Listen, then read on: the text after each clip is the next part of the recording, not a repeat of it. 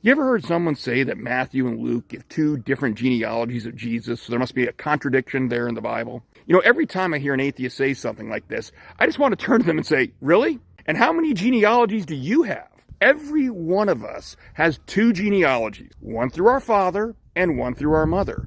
And that's exactly what we see in the Bible. Matthew begins his genealogy with Abraham and traces it down to Jesus, to show Jesus as Messiah, the son of David, the son of Abraham. Luke, though, starts with Jesus and works his way backwards, all the way to Adam. Now, from Abraham through King David, the genealogies are identical. But after David, they get different.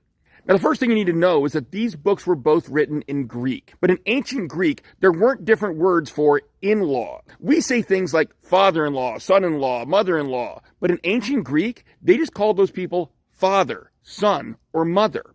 So two genealogies, one through a birth father and one through a father-in-law, in other words, the mother's genealogy, would use the exact same word in Greek.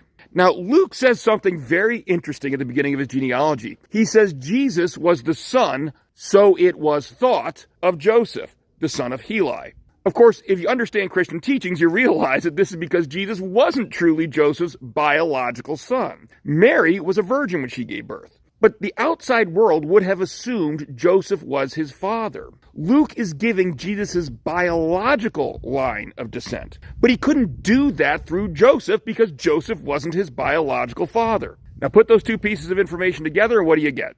Heli was Mary's father, Joseph's father-in-law. Luke is giving Jesus' genealogy through his mother Mary. Matthew, in contrast, wasn't concerned with biology. Throughout his gospel, he is very clear that he's all about establishing Jesus' identity as the Jewish Messiah. He even says this when he ends his genealogy by saying, Jesus, who is called the Messiah. One of the criteria for the Messiah was that he was supposed to be in the royal line of descent from King David. But that ran through the father, not the mother. Now keep in mind, in ancient Israel, adopted children were given the same rights to descent as biologically born children. So for Matthew, it didn't matter that Joseph wasn't Jesus' biological father, just that Joseph was descended from David. And that's what he shows. As a matter of fact, Matthew makes that explicitly clear later in the same chapter, when he records the angel coming to Joseph in a dream to tell him it's okay to take Mary as his wife. The angel refers to Joseph as Joseph,